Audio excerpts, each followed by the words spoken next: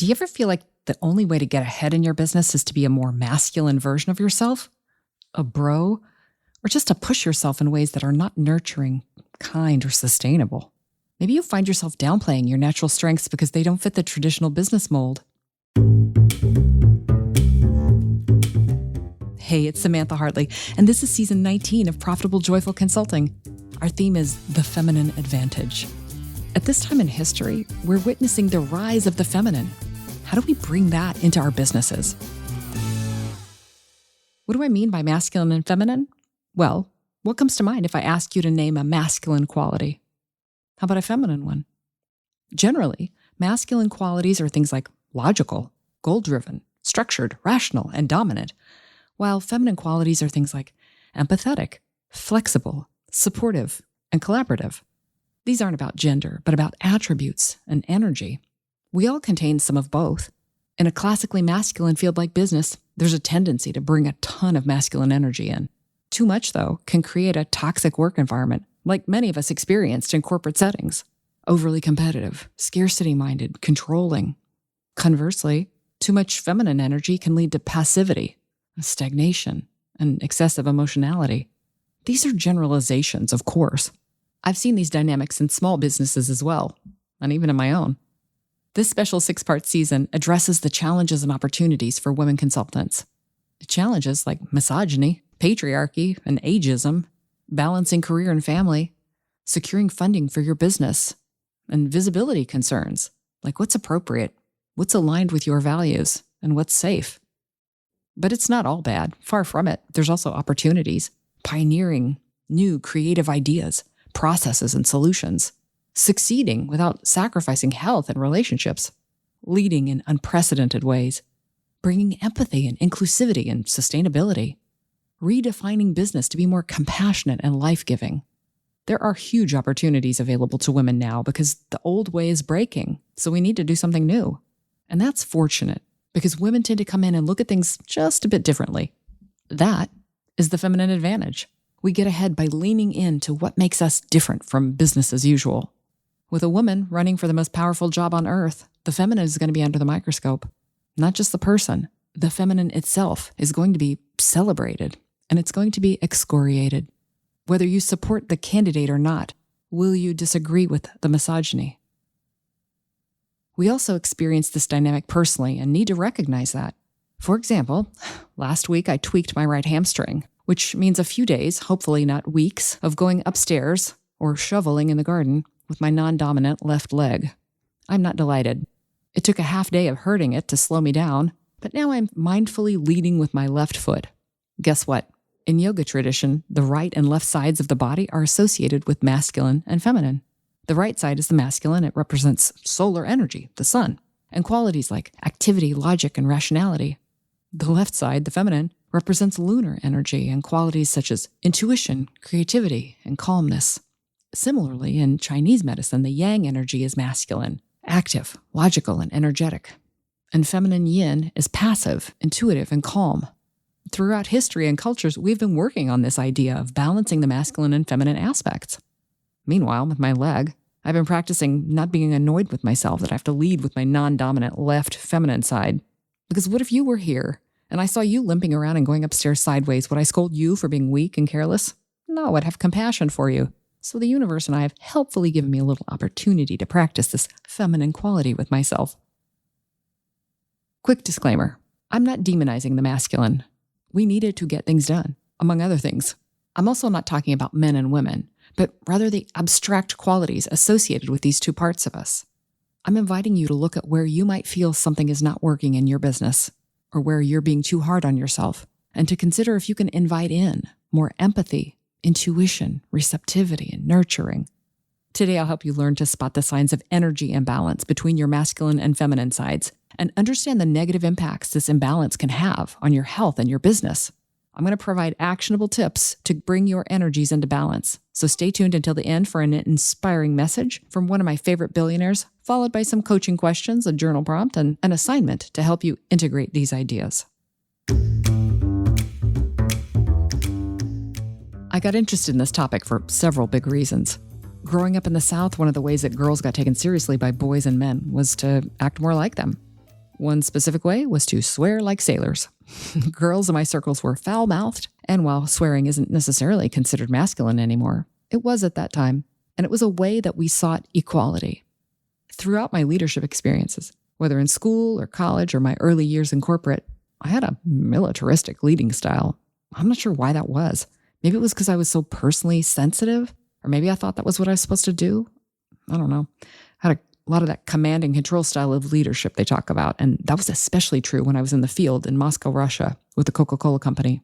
It was an intense hyper-growth environment in which colleagues actively tried to steal credit for my work and even tried to push me out of my job. I got that guy fired. It was like Survivor with all the fighting and the faction building. It was in some ways worse when I got to headquarters, where the political mind games were next level. I learned that I could function in that environment, but it took a toll on my physical and mental health. I considered leaving, but everyone, colleagues, friends, family, thought I was crazy. I wondered if they were all crazy. And so, with the support of literally no one, I left and spent a year not working, just recovering. It took years in self-employment for me to gradually adopt more feminine energy. A large part of that was thanks to my husband, Christopher, who offered guidance and support and coaching, all feminine qualities. He encouraged me to bring in more of my feminine energy and discourage the particularly corrosive masculine behaviors I had towards myself, as well as the beliefs that drove those behaviors. Beliefs like pain is weakness, leaving the body. More is more. Work harder to get what you want. And by God, no one will outwork me. There's no crying in business. I was really just self-abusive that way. And that wasn't sustainable. It wasn't kind. And I find that a lot of my clients are attracted to working with me because they too are trying to find a way to succeed without the damage. How do we build $1 million or $2 million business profitably and joyfully, sustainably, without exhaustion? Well, what I started to do way back then was recognize my desire to push in with a masculine behavior and then invite in instead a feminine aspect. I'm going to share with you 3 main feminine attributes to bring in. And as you hear them, I want you to think about your relationship to them. Before I share, let's hear from my client Leslie on how she brings these energies into her business. I was sitting with my employee actually at dinner a couple nights ago, and she gave me one of the highest compliments. We work with a lot of really, really difficult, demanding clients, and that she feels as my employee that I really protect her from that energy and that I'm very kind and empathetic. And she just used the word nice, that I'm a nice person, which working in the field that we do, you don't hear that thrown around a lot. So I think that's my feminine energy and the side of me that's quite maternal and caretaking. And I think that can be a superpower in business because it's really disarming for people. It's really unexpected. And for me, as a personal value, it's obviously important. But to hear that mirrored back from her was really special. I personally work with a lot of women. That's normally the people that are my clients that I'm negotiating with. So I've used what I would consider feminine attributes such as empathy, vulnerability, creativity in those conversations. And I find that a lot of times it's very fruitful and there's sort of a leveling of the playing field. There's this idea around boundaries and not talking about certain things. And of course, that's true. But I also think there's a lot of value in talking to someone that you employ on a really human level and a personal level, if it's appropriate. And so I've encouraged her through questions and just being curious about her personal and professional life. And I've just welcomed that kind of environment. And I think I've noticed I get a better output from her when I'm that way versus when I'm really strict and headstrong and I need it to be done a certain way, very corporate, right? It doesn't get me the result that I want. When we stop getting the results we want, it's time to do something different. Keep that in mind as I ask you to consider this. Embrace vulnerability. As I've said earlier, I used to equate vulnerability with weakness, and it took years to rehabilitate this word for myself. If choosing vulnerability is a tough sell for you, as it was for me, I want to offer your masculine skepticism this little nugget. Vulnerability is a fast track to connection, intimacy, and trust, especially in areas like leadership, sales, and coaching. My masculine ego was oh, wait, if it's more effective and it'll help me do my job better, okay, I'm in. It's proven that we connect more deeply with others, not when they tell us their wins, but when they share their struggles. For example, It feels vulnerable to tell you my story of leaving Coke because my physical and mental health were ruined. To do so, I have to recall making a completely irrational, illogical decision without the support of a single person in my life. It felt like losing everything. But when I do tell that, you might recall a time when you listened to a voice inside you that no one else could hear, or a time when you felt your support system fall away. That is vulnerability and storytelling, which we need to do all the time in our businesses. People you work with or advise or coach, they're going to receive advice better from you if they know you've also gone through similar situations. And on sales calls, when I create a safe space for a potential client to be vulnerable, they know we're going to be doing extraordinary work together. It allows clients to work on deeper issues and fosters a strong, trusting relationship. If you feel cautious about embracing vulnerability in your business, I do have this tip for you. A great way to ease yourself into it is to talk about challenges or situations that are now resolved or no longer a struggle for you. So rather than bringing up an area that still feels raw, like a bad thing going on right now, you could share that time a few years ago when you were struggling and how you handled it and what you learned. I have an assignment for you later related to that. But next, hear from my colleague Jennifer Fry, CEO of Appreciated Asset Business Solutions. They create, build, and fill sales pipelines for industry disruptors. Well, I think specifically as women, we've always been taught that vulnerability will be weaponized against us. And I think that our brains are wired for safety. And so the armor has kept us safe thus far. Sure. It also hasn't allowed anyone to truly see you for who you are.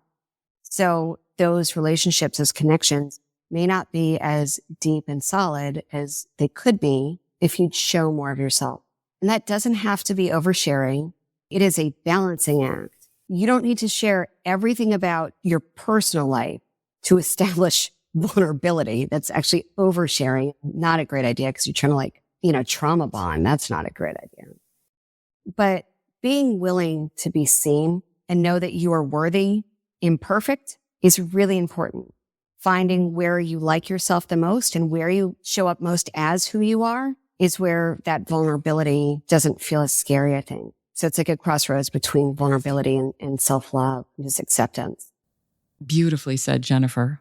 I invited her and my clients to share today because I knew they would help me make these points, each in her own unique way. The corporate versions of me would not have done this, which leads me to the second feminine quality. Welcome collaboration. One major light bulb moment for me was realizing I needed to allow someone to help me in my business. My masculine side had lone wolf energy and resisted collaboration, thinking I had to do everything myself because of generational beliefs around self-reliance. You want it done right, do it yourself. But that just keeps you small and exhausted. And I want you to know, I'm not being self-referential and thinking that everyone is like me. I know they are. So many women consultants who come to work with me are doing way too much themselves. I've talked in other episodes about the importance of having a team around you, having support around you. And team doesn't only mean employees. It means subcontractors who can go in with you on engagements, assistants to help you grow in your business, and people like referral partners or fellow masterminders to help you grow. Another significant realization came when I noticed a pattern in my client relationships. I used to work short-term only because, as I told myself, I would get tired of them after a few months, but it wasn't boredom. It was a lack of coaching skills and fear of intimacy disguised as boredom. Back then, I was really good at telling people what to do, consulting, masculine, but not at supporting them, coaching, feminine. I didn't want to dig into the hard work where clients would be vulnerable as they struggled to do new things because I didn't want to be vulnerable myself. I didn't want to see vulnerability. Growth happens when we allow ourselves to be vulnerable. So over time, I learned to hold space with empathy and compassion for my clients and also for that part of myself. And now I have clients I've worked with for 8 and 10 years, and most of my team has been with me that long. The deepest work I do with my clients is digging in and helping them through hard, messy, vulnerable stuff. So, raise your awareness. Where do you need help? And where can you help others, including your clients, more deeply and completely? An amazing collaborator and team builder, my client Patty Lawrence is the founder and consulting CFO with Turbo Execs. She's been with me for over 10 years. Here's a bit of her experience. Trust. Trust is one I've had to work on a lot. So it's trusting myself, trusting others, because in the corporate world, there's no trust. You're throwing people under the bus, or you're getting thrown under the bus left and right. And there's no trust to be had anywhere. That was a big one for me. It was a kind of a limiting belief. I can only trust myself. The only person out there that I can trust is myself. It's like, wow, that's pretty profound. And a lot of people subscribe to that. And so I've had to undo, we all have, right? Undo a lot of, I want to say we get pretty effed up, right? In the corporate world along the way. And we have to get un-effed up, right? So we have to undo a lot of that trash, head trash, and remove it. Time to take out the trash and really understand what it is that makes us perform at the highest levels that we can, not only in our businesses, but also just in life. Well, I think the best way to get un-effed up is with this third big move towards the feminine. Trust divine guidance. Trust is fundamentally a feminine quality.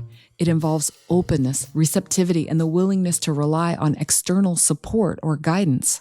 When my masculine energy was out of control post-corporate, I just pushed myself to grow my business. Striving and driving myself was what I knew, and I was good at it. And it does get you somewhere, but more than once, it took me right back to burnout. I knew I had to do something different.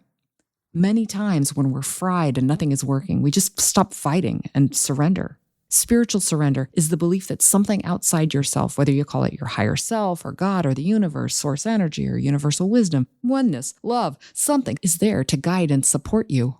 The way we learn to trust divine guidance is by surrendering, by letting go of control and listening.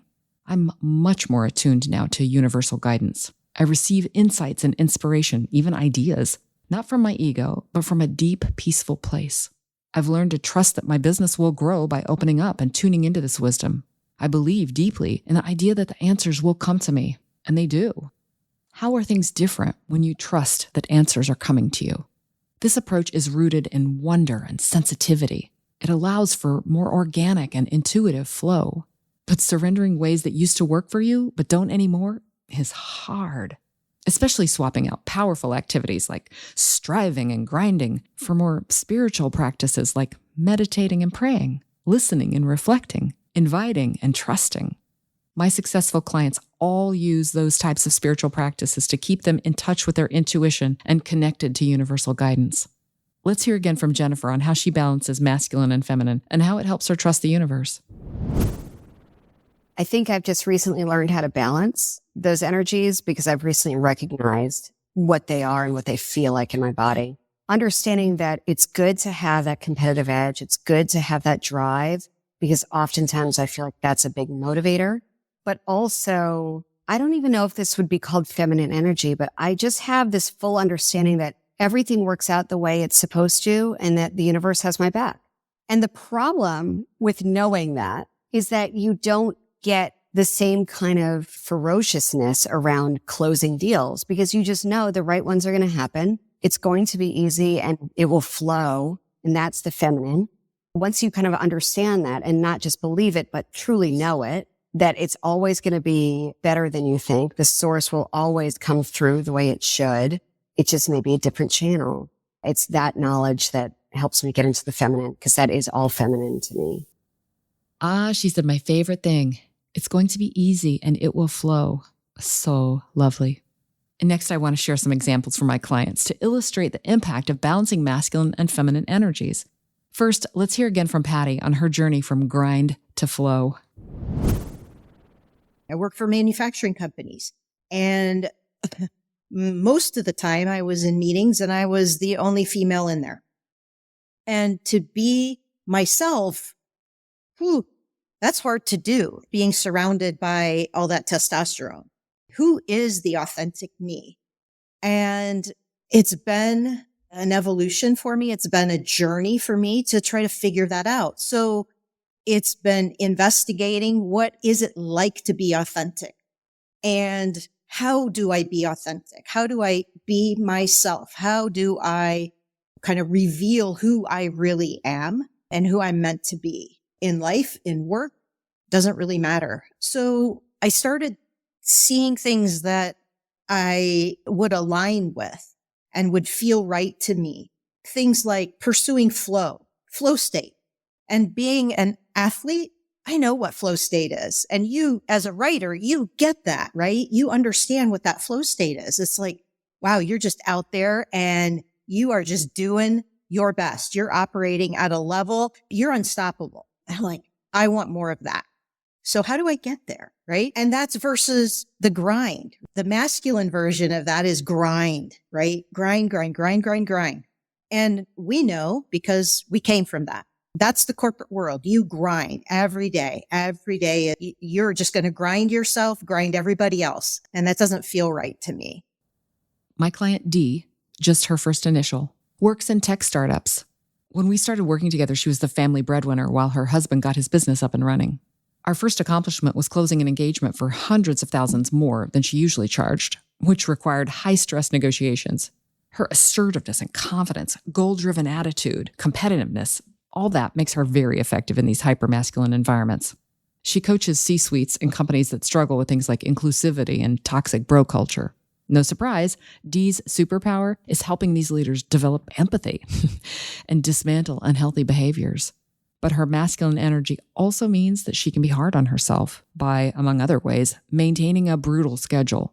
So to balance that, she and I worked on a kind calendar with room not just for work, family, and sports, but also for creativity and especially reflection, just what she teaches her clients. We also scheduled quarterly retreats so she can get away from everything, just one overnight per quarter. Elle, one of my highest earning clients, was overworking herself constantly with short-term gigs and one-offs. Having been a single mom and still the breadwinner, she's used to carrying an outsized burden. But to reach the next level in her business, she had to approach things differently. I encouraged Elle to sacrifice short-term gains for long-term engagements. Yes, that meant turning down potential clients that only wanted short-term from her. That felt risky, and it also entailed new behaviors. So to ease the transition, we roughly doubled her rates and lengthened the minimum she worked with clients. It's still a work in progress, but the shift is allowing her to grow more sustainably and is moving her towards a healthier work-life balance. Lastly, my client M and I totally connected over positive corporate experiences and the way those big brands served us. You do learn a lot about excellence in that intense environment. M was competitive and effective. She's super productive. But she would often resent her team when they weren't as good, or they didn't work as hard or as much as she did. Through our work together, we focused on developing her people with support and patience, those feminine qualities. I noticed her issue with her people not overworking like she did was really reflecting her need for self-care. So we made sure she took some time for it. M's business has doubled since we started and is poised to do it again. I'm sure she would agree that balancing those energies will allow her to do it more sustainably.